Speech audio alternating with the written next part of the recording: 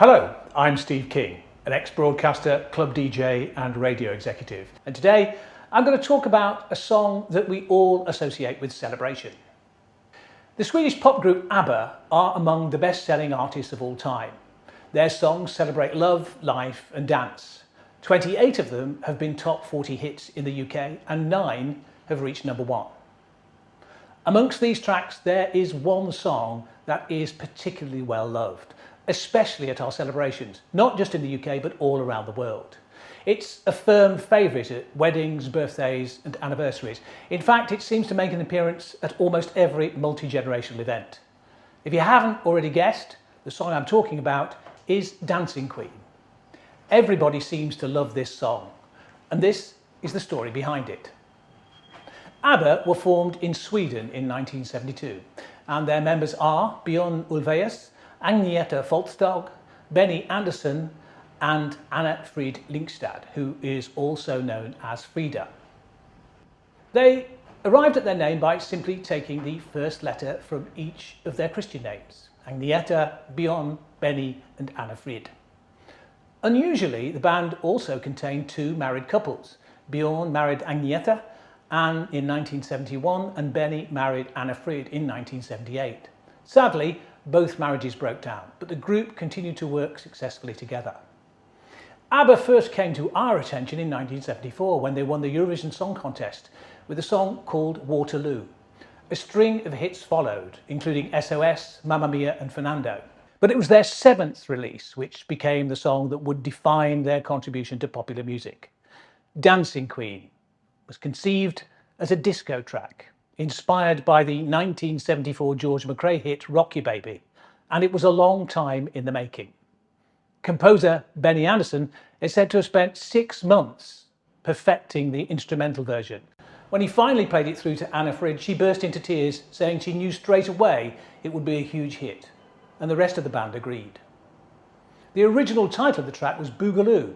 Björn produced the lyrics, but it was not given the name Dancing Queen until very late in the process. In fact, it was the group's manager, Stig Andersson, who came up with the title.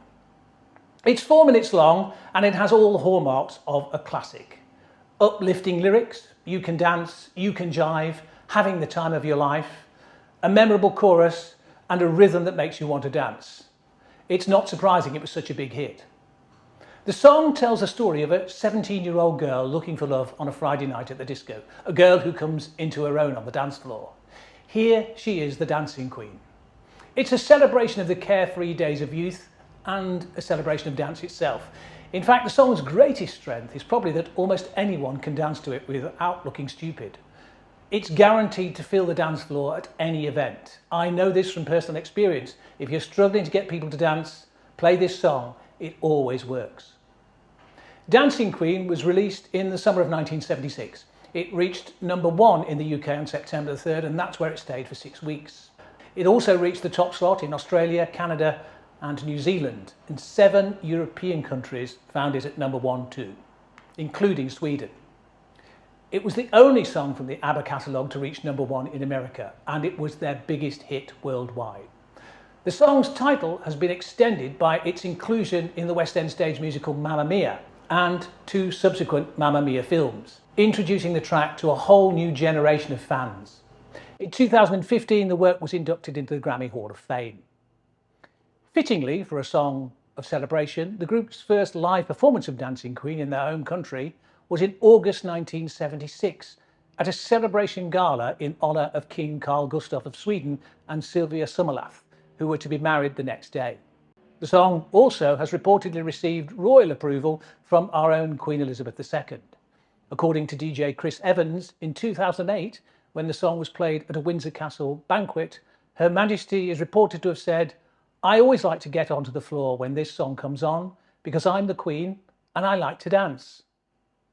Perhaps that's why Dancing Queen was included in the final day of celebrations at this summer's Platinum Jubilee weekend. It was certainly well received by 2 of the younger members of the royal party.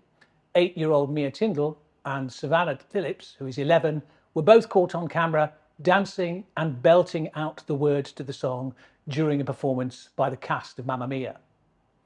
This, I think, confirms that the multi-generational appeal of Dancing Queen will continue for some time to come. So, now that I've spent several minutes talking about it, you probably want to hear it. Well, all you need to do is click the link below to view a digitally enhanced HD version of the original promotional video made at the Alexandra Disco in central Stockholm in February 1976.